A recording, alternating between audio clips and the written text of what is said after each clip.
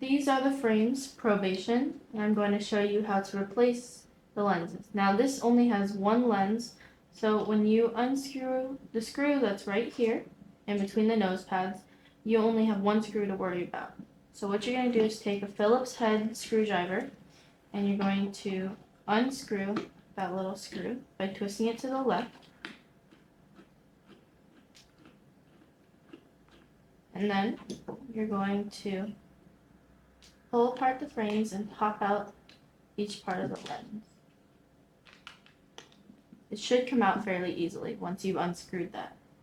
Now, to reinstall it, you're going to fit the lens back into the grooves of the frame. This may require a little bit of force. And you're going to pop them back in.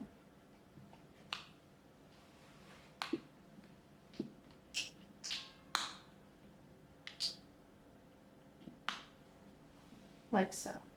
And once you think that they're secure, you're going to take the screwdriver again and just screw it back. And that's it.